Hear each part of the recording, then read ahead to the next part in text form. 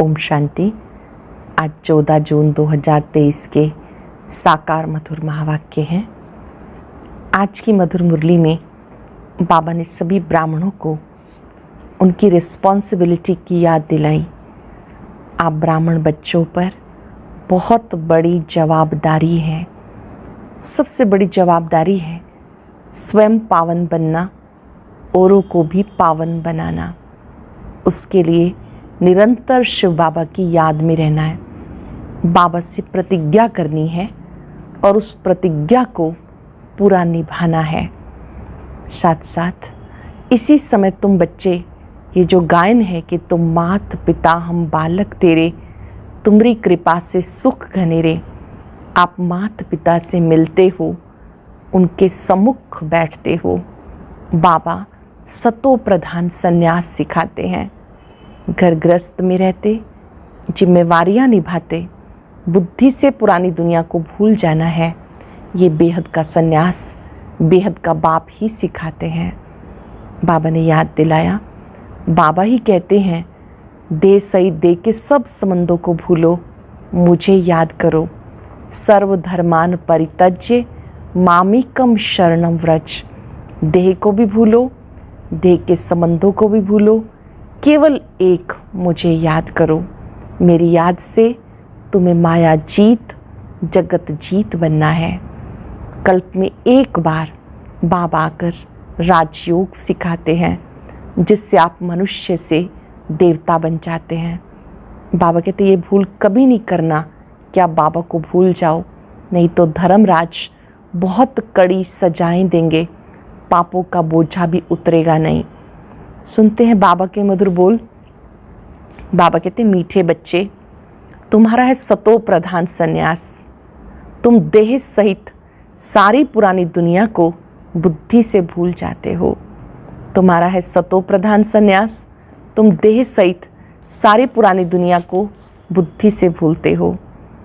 Question है, तुम ब्राह्मण बच्चों पर कौन सी जवाबदारी बहुत बड़ी है? तुम ब्राह्मण बच्चों पर कौन सी जवाबदारी बहुत बड़ी है? तुम्हारे पे जवाबदारी है पावन बनकर सारे विश्व को पावन बनाने की। इसके लिए तुम्हें निरंतर शिव बाबा को याद करते रहना है। याद ही योग अग्नि है, जिससे आत्मा पावन बनती है, विकर्म विनाश हो जाते हैं। याद ही योग अग्नि है, जिससे आत्मा पावन बनती है, विकर्म विनाश हो जाते हैं। गीत है, दुखियों पर रहम करो माँ बाप हमारे। ओम शांति। बच्चों ने गीत सुना कि हम बच्चे हैं। जब बाबा बच्चे कहते हैं तो बाबा के सामने सब ज्योति बिंदु आत्माएं होती हैं। तुम्हारा जरूर वह बाप है। अब बाप को बच्चे कभी भी सर्वव्यापी नहीं कहते। लौकिक बाप के बच्चे कभी ऐसा नहीं कहेंगे कि हमारा बाप सर्वव्यापी है। ये बेहद का बाप समझाते, तुम सब बच्चे हो। तुम्हारा बाप है परम पिता। परमात्मा को सुप्रीम सोल भी कहते हैं। परम माना सुप्रीम, आत्मा माना सोल। तो जरूर सब बच्चे हैं और एक बाप है। सब भक्त एक भगवान को याद करते हैं। जिसको याद किया जाता उनका जरूर नाम रूप देश काल होता है। उनको बेअंत नहीं कहा जा सकता। मनुष्य ईश्वर बाप को बेअंत कहते आए, उनका कोई अंत पा नहीं सकते। फिर कहते सर्वव्यापी है। ये तो बड़ा अनर्थ हो गया। पत्थर ठीक कर सब में ईश्वर है, उनको फिर बेअंत कहते हैं। बच्चे बाप को भूल गए, इसलिए सारी मनुष्य सृष्टि नास्तिक पतित कही जाती है। हर एक नर नारी पतित है, तभी तो पतित से पावन बनाने वाले बाप को याद करते हैं। इस दुनिया में कोई को भी महान आत्मा नहीं कहा जाता। पवित्र आत्मा पतित दुनिया में हो नहीं सकती। बापू गांधी जी भी कहते थे, पतित पावन सीताराम। ये मनुष्य के लिए कहते, पानी की गंगा के लिए तो नहीं कहा। यह है झूठ, झूठी माया, झूठी काया, झूठा सब संसार। सचखंड था जबकि नई दुनिया में नया भारत था। अब वही भारत पुराना हो गया। भारत जब स्वर्ग था तो उसको नया भारत कहते थे। 5-4 वर्ष हुए, त्रेता में 2 कलाएं कम हो गई। इस समय तो कलयुग है, इसे कहा जाता पुरानी दुनिया। पुरानी दुनिया में पुराना भारत। वर्ल्ड नई भी होती है, पुरानी भी होती है। अब है पुरानी दुनिया। सब मनुष्य नास्तिक हैं, इसलिए इसे दुख धाम कहा जाता। फिर इस दुख धाम को सुख धाम बाप ही बना सकते हैं। भारत जो पावन था वो पतित बन गया। प्योरिटी थी तो पीस प्रॉस्पेरिटी भी थी, पवित्रता थी तो शांति भी थी, समृद्धि भी थी। भारत की आयु एवरेज बड़ी थी, अभी तो बहुत छोटी है। भारत रोगी कब से बना दुनिया नहीं जानती। ऐसे नहीं कहेंगे कि परंपरा से रोगी है। भक्ति शुरू द्वापर से होती है। कलयुग का जब अंत होता है तब बाबा आकर ज्ञान देते हैं। ज्ञान है ज्ञान सागर के पास। ज्ञान का सागर नॉलेजफुल, ये उस बाप की ही महिमा है। वो मनुष्य सृष्टि का बीज रूप है। सर्वव्यापी कहने से बाप बच्चे का लव नहीं रहता। यह है ऑर्फन दुनिया, सब आपस में लड़ते रहते हैं, इसलिए इसको रौरव नर्क कहा जाता। भारत स्वर्ग था, अब नर्क है। ये किसी को पता नहीं पड़ता कि हम नरकवासी हैं, तो जरूर नरक से ट्रांसफ़र होंगे, परंतु ऐसे नहीं कि नरकवासी पुनर्जन्म फिर स्वर्ग में ले सकते हैं। वह पुनर्जन्म सब नरक में ही लेते हैं। नरक को ही पति दुनिया कहा जाता। निर्वाण धाम आत्माओं के रहने का स्थान है। निर्वाण धाम परम धाम को ही कहते हैं। वो सब आत्माओं के रहने का स्थान है, जिसको निराकारी दुनिया कहा जाता। आत्मा स्टार इमॉर्टल है, शरीर मॉर्टल है। शरीर विनाशी है, आत्मा अविनाशी है। आत्मा को एक शरीर छोड़ दूसरा लेना पड़ता। 84 जन्मों का भी गायन है। 84 लाख जन्म कहना भी गपोड़ा है।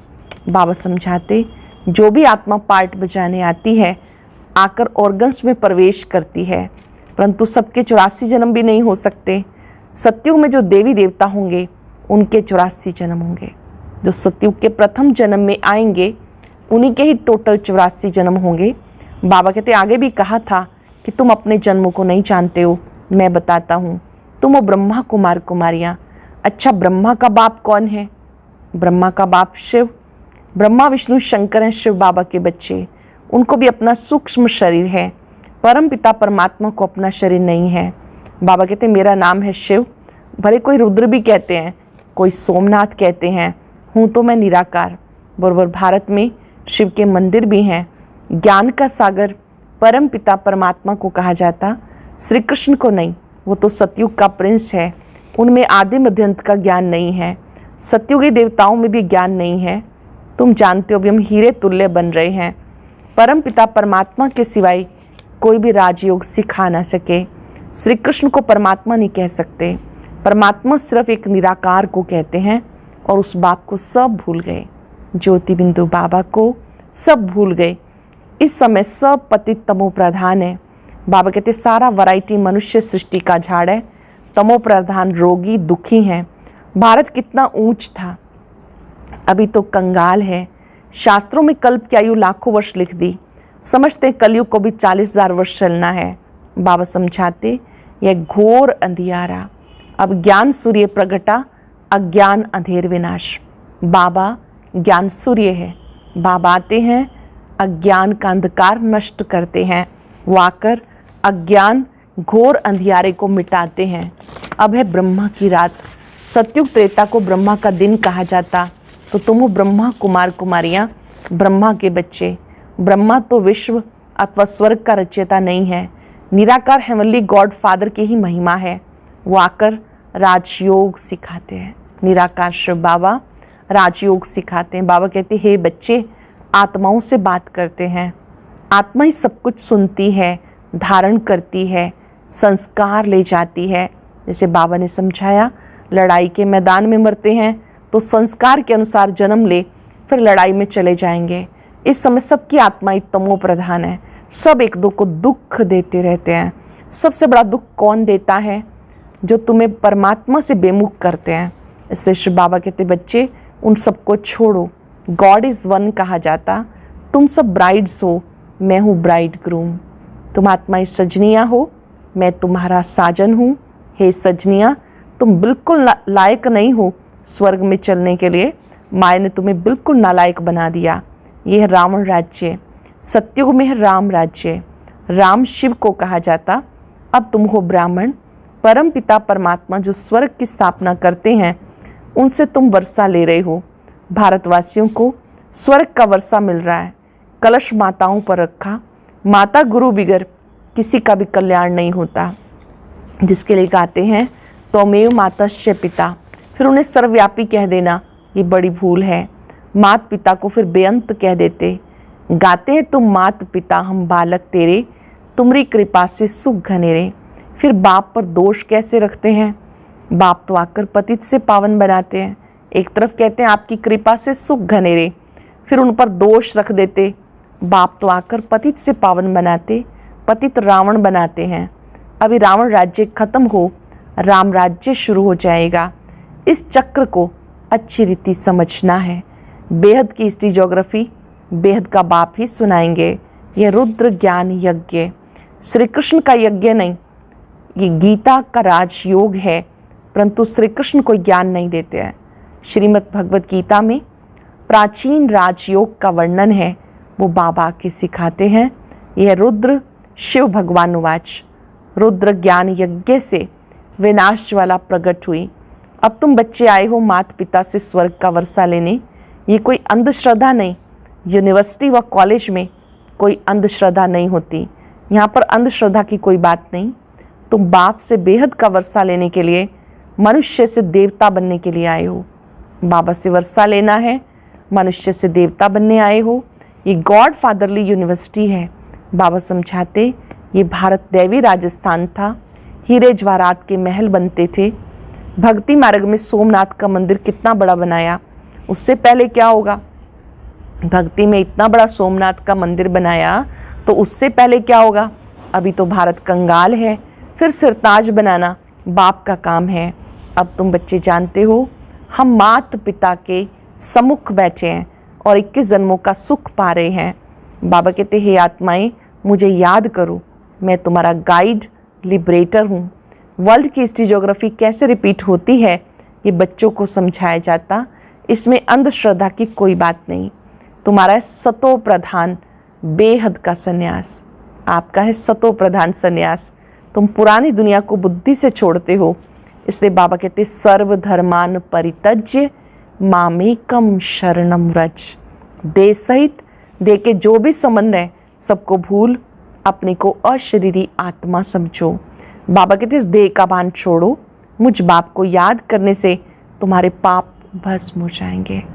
मुझे याद करो, जो भी पाप है वो भस्म हो जाएंगे। निरंतर मुझे याद करो और कोई उपाय नहीं, अंत तक याद करना है। माया जीते जगत जीत बनना है। माया पर जीत एक शिव बाबा ही पहना सकते हैं। माया 5 विकारों को कहते हैं, माया पर जीत बाबा ही पहना सकते हैं। अच्छा, अब बाप शिव शक्तियों द्वारा भारत पर अविनाशी बृहस्पति की दशा लाते हैं। शिव के साथ जुड़ी हैं शिव शक्तियाँ, वो भारत पर स्वर्ग स्थापन करने में मदद करती हैं। भारत पर अविनाशी बृहस्पति की दशा लाती हैं। बाबा कहते मैं स्तन का लोन लेकर इनका नाम ब्रह्मा रखता हूँ। तुम ब्रह्मा कुमार कुमारियाँ वर्षा लेते हो शिव बाबा से, याद भी शिव बाबा को करना है। वो कहते हैं मेरा नाम एक ही शिव है, तुम भी आत्मा हो, परंतु तुम शरीर लेते और छोड़ते हो, इसलिए जन्म बाई जन्म तुम्हारे नाम बदलते हैं। 84 जन्म लेंगे, 84 नाम पढ़ेंगे। सबके तो 84 जन्म नहीं होंगे, कोई के 80, कोई के 60, कोई के 5-6 जन्म भी हो सकते हैं। मेरा नाम एक ही शिव है। शिव बाबा को याद करते रहो तो विक्रम विनाश होंगे। एक बाबा को याद करते रहो, विक्रम विनाश होंगे। योग अग्नि बिगर कोई पावन बन नहीं सकता। तुमने प्रतिज्ञा की है बाबा हम पवित्र बन भारत को पवित्र बनाए फिर राज्य करेंगे। शिव बाबा को याद नहीं करते तो गोया अपने को पतित बनाते हैं, याद नहीं करते तो और ही पतित बनाते जाते, फिर धर्मराज की बहुत कड़ी सजा खानी पड़ेगी। तुम्हारे पर बड़ी रिस्पॉन्सिबिलिटी है, बाबा को याद करते रहना बहुत बड़ी जिम्मेवारी है। बाबा को याद करते रहना, यह है रूहानी यात्रा। अच्छा, मीठे मीठे सिक्के लदे बच्चों प्रति नंबरवार पुरुषार्थ अनुसार माता पिता बाप दादा का याद प्यार और नमस्ते। रूहानी बाप की रूहानी बच्चों को नमस्ते। रूहानी बच्चों की रूहानी बाप दादा को याद प्यार नमस्ते, गुड मॉर्निंग, शुक्रिया बाबा, शुक्रिया। धारणा के लिए सार। पहले पॉइंट है, निरंतर एक बाप की याद से मायाचीत जगतजीत बनना है। पवित्र बनकर भारत को पवित्र बनाना है। बुद्धि से बेहद पुरानी दुनिया का संन्यास करना है। देहभान को भूलने का अभ्यास करना है। देही अभिमानी रहना है। देहभान को भूलने का अभ्यास करना है। देही अभिमानी रहना है। आज का वरदान, किसी से किनारा करने की बजाय सर्व का सहारा बनने वाले विश्व कल्याणकारी भव। सारे कल्प में ब्रह्मा बाप और ईश्वरीय परिवार के संबंध संपर्क में आने वाली आप श्रेष्ठ आत्माएं हो। आप किनारा करने वाले नहीं, विश्व का सहारा बनने वाली विश्व कल्याणकारी आत्माएं हो। परिवार के अविनाशी प्यार के धागे के बीच से निकल नहीं सकते, इसलिए कभी भी किसी बात में, किसी स्थान से, किसी सेवा से, किसी साथी से किनारा करके अपनी अवस्था अच्छी बनाने का संकल्प नहीं करना। ये आदत डाली तो कहीं भी टिक नहीं सकेंगे। सरल शब्दों में, हम विश्व कल्याणकारी आत्माएं हैं। ये ईश्वरीय परिवार है। सभी आत्माएं बाबा के बच्चे हैं। दाना दाने के समीप होना चाहिए। एक दो को समझ के चलना है, साथ लेके चलना है। किसी से भी किनारा नहीं करना, बल्कि सभी को सहयोगी बना लेना है। बहुत सुंदर बात बाबा ने आज समझाई कि जो विश्व कल्याणकारी आत्माएं हैं वो कभी किसी से किनारा नहीं करेंगी। परिवार के अविनाशी प्यार के धागे के बीच से निकल नहीं सकते, इसलिए कभी किसी बात में, किसी स्थान से, किसी सेवा से, किसी साथी से किनारा करके अपनी अवस्था अच्छी बनाने का संकल्प नहीं करना। ये आदत डाली तो कहीं भी टिक नहीं सकेंगे। श्लोगों ने कर्म भोग का वर्णन करने की बजाय कर्म योग की स्थिति का वर्णन करो। अपनी बीमारियों का वर्णन करने की बजाय आप कर्म योग का वर्णन करो कि कर्म करते आप कैसे बाबा को याद करते हैं, उससे अवस्था अच्छी हो जाएगी। आज हम चलते फिरते याद करेंगे, मैं विश्व कल्याणकारी आत्मा हूँ। अपने मस्तक में अपने सत्य स्वरूप को देखें। मैं ज्योति बिंदु आत्मा, विश्व कल्याणकारी आत्मा हूं। ये ईश्वरीय परिवार, प्रभु परिवार बहुत अच्छा है। सभी आत्माएं अपना बहुत अच्छा पार्ट बजा रही हैं।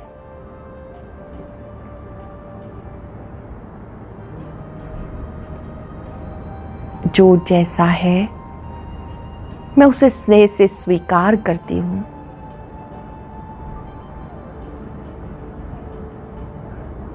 बाबा के स्वरूप को देखें, उनसे शक्ति प्राप्त करें। उनकी अनंत किरणें मुझ में समा रही हैं।